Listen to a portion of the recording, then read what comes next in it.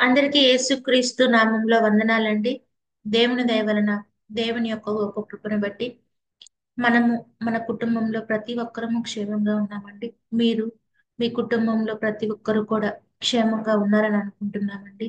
అందుని బట్టి మన కన్న తండ్రి అయిన దేవునికి స్తుతి మహిమయ కలుగును కాక.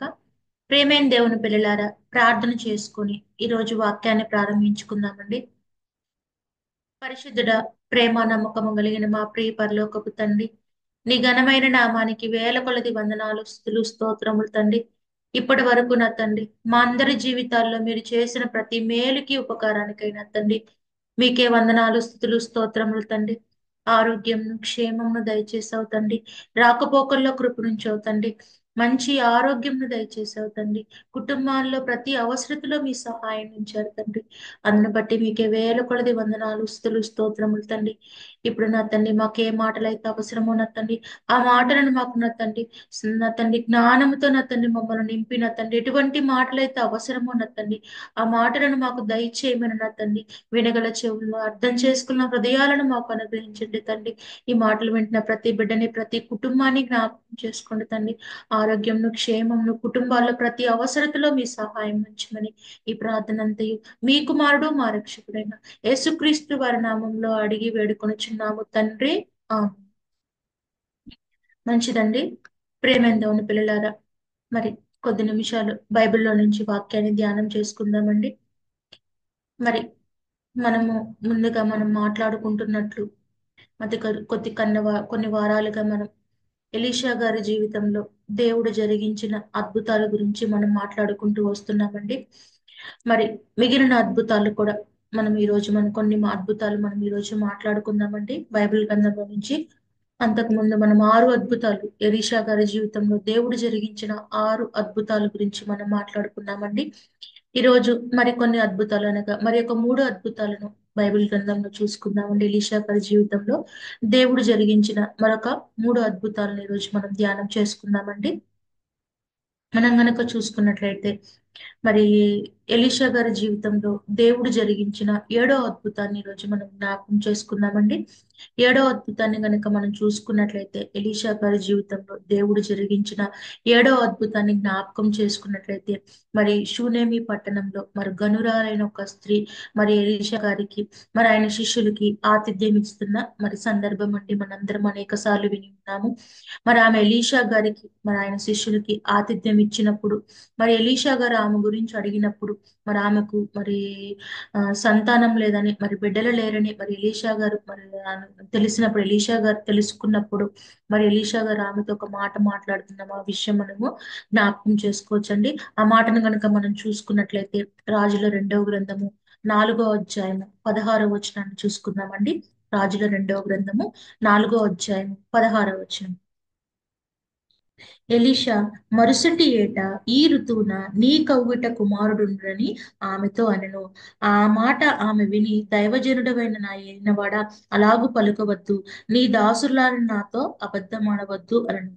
మరి ఇక్కడ ఈ మాటను మనం జ్ఞాపకం చేసుకున్నట్లయితే, ఎలీషా గారు మరి ఆమెకు బిడ్డలు లేని సంగతి తెలుసుకున్నప్పుడు ఆమెతో ఒక మాట ఎలీషా గారు మాట్లాడుతున్న కనపడుతుంది. ప్రేమ దేవుని పిల్లరా, అదేమిటంటే, మరి వచ్చే సంవత్సరం ఈ ఆ ఋతువు కల్లా ఆమె ఒక కుమారుని కలిగి ఉంటదని చెప్పి ఎలీషా గారు మరి చెప్తున్నట్లు మనకు అక్కడ కనపడుతుంది. ప్రేమేంతోని పిల్లర, ఆమె ఆ మాట నమ్మకపోయినా సరే, మరి తరువాత కనుక మనం జ్ఞాపకం చేసుకున్నట్లయితే, ఆమె ఒక కుమారుని కలిగి ఉండటం, మరి ఎలీషా గారు ఎలాగైతే మాట్లాడారో, మరి దేవుని చిత్తాన్ని ప్రకారంగా మరి ఆయన ఎలాగైతే మాట్లాడారో అదే విధంగా మరి మరుసటి సంవత్సరం అదే ఋతువు కల్లా ఆమె ఒక కుమారుని కలిగి ఉండటం అనేది మనము కింద వాక్యాల్లో చదువుకోవచ్చు. ప్రేమ దేవుని పిల్లారా, ఇదే మనం ఎలీషా గారి జీవితంలో గమనిస్తున్న 7వ అద్భుతం. ప్రేమ దేవుని పిల్లారా, మరి ఆయన మాట చొప్పున ఆమె బిడ్డలు లేని ఆమె ఒక బిడ్డను కలిగి ఉండటం అనేది జరుగుతుంది. ప్రేమ దేవుని పిల్లారా, మరి 8వ అద్భుతం కనుక చూసుకున్నట్లయితే, అది కూడా ఈమె జీవితంలో మనం గమనించుకోవచ్చు అండి. ఎవరైతే బిడ్డలు లేక మరి ఉన్నటువంటి ఆమె మరి ఎలీషా గారి వాక్కు చొప్పున మరి ఆమె బిడ్డను పొందటం అనేది జరిగింది. తరువాత మరి 8వ అద్భుతం కూడా ఆమె జీవితంలోనే జరుగుతుంది. ప్రేమ దేవుని పిల్లారా, అదేంటంటే ఏంటని గనక మనం జ్ఞాపకం చేసుకున్నట్లయితే, మరి ఆమె బిడ్డలు లేకపోవడం వల్ల, బిడ్డలు లేని ఆమెకు ఎలీషా గారి మాట ప్రకారంగా, దేవుని యొక్క కృప ప్రకారంగా ఆమె బిడ్డను పొందటం అనేది జరిగింది. ఆ పొందిన ఆ బిడ్డను ఆమె మరి ఎవరైతే మరి గనురాలైన షూనేమి పట్టణంలో ఉన్న స్త్రీ, మరి ఆ బిడ్డను పొందిన ఆ స్త్రీ మరి తర్వాత మరి ఆమె బిడ్డను పోగొట్టుకోవటం అనేది జరిగింది. అనగా ఆమె బిడ్డ చనిపోవటం అనేది జరిగింది. ప్రేమ దేవుని పిల్లరా, మరి ఆ బిడ్డ చనిపోయినప్పుడు మరి ఎలీషా గారు మరి అక్కడికి వచ్చి చేసినది కనుక మనం జ్ఞాపకం చేసుకున్నట్లయితే, ఇదే 4వ అధ్యాయం అండి. ఇదే రాజులు 2వ గ్రంథము, ఇదే 4వ అధ్యాయం 34వ వచనాన్ని చూసుకుందామండి. మంచము మీద ఎక్కి బిడ్డ మీద తన్ను చాచుకొని, తన నోరు వాని నోటి మీద, తన కండ్లు వాని కంట్ల మీద, తన చేతులు వాని చేతుల మీద ఉంచి బిడ్డ మీద పండుకొనగా ఆ బిడ్డ వంటికి వెట్ట పుట్టెను. మరి గనక మనం జ్ఞాపకం చేసుకున్నట్లయితే, ఏలియా గారు సంగతి తెలుసుకొని మరి ఒక్కడే మరి ఆ బిడ్డ ఉన్న గదిలోనికి వెళ్ళి ఆ బిడ్డ మీద పండుకొని మరి ఆ బిడ్డకి మరి వెట్ట పుట్టించేలాగా మరి చేసినప్పుడు ఎలీషా గారు మరి ఆ బిడ్డ తర్వాత మరి 7 సార్లు తుమ్మి బ్రతకటం అనేది కింద వాక్యాల్లో మనకి కనపడుతుంది. ప్రేమేందోని పిల్లరా, అనగా మరి చనిపోయిన బిడ్డను దేవుడి యొక్క కృప చేత ఎలీషా గారు మరి ఆ బిడ్డను బ్రతికించడం అనేది జరిగింది. ప్రేమేందోని పిల్లరా, ఇదే ఎలీషా గారి జీవితంలో జరిగిన 8వ అద్భుతం. ప్రేమేందోని పిల్లరా, 7వ అద్భుతం, 8వ అద్భుతం రెండూ కూడా మరి ఆ షూనేమి పట్టణంలో ఉన్న గనురాలైన ఆ స్త్రీ జీవితంలో ఎలీషా గారి ద్వారా జరగటం అనేది మనం చూస్తున్నాం. ప్రేమేందోని పిల్లరా, మరి యొక్క అద్భుతాన్ని కూడా మనం మాట్లాడుకుందామండి ఈరోజు.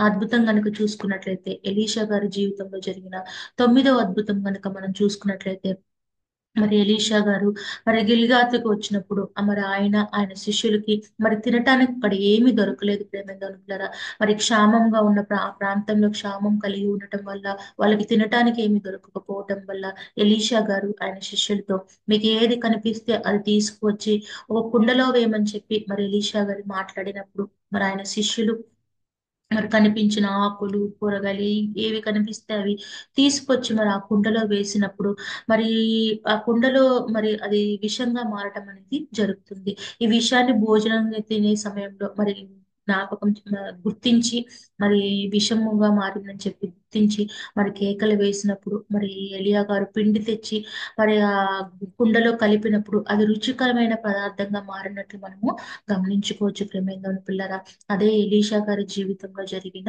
9వ అద్భుతం. ప్రేమేంద్రుని పిల్లరా, ఒకసారి ఆ సందర్భాన్ని కూడా చూసుకొని మనం నేర్చుకుందామండి. రాజుల 2వ గ్రంథము 4వ అధ్యాయము 41వ వచనం. ఇదే రాజుల 2వ గ్రంథము, ఇదే 4వ అధ్యాయము 41వ వచనం. అతడు పిండి కొంత తెమ్మనను, వారు తేగా కుండలో దాన్ని వేసి జనులు భోజనం చేయుటకు వడ్డించుడని చెప్పాను. వడ్డింపగా కుండలో మరి ఏ జబ్బు కనిపింపకపోయేను.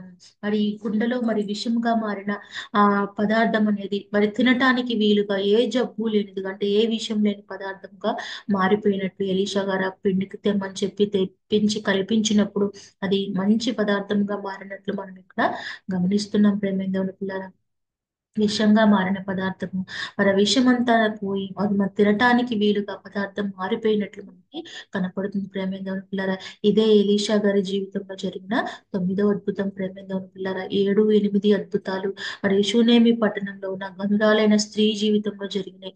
బిడ్డలు లేని ఆమె బిడ్డను పొందగలిగింది.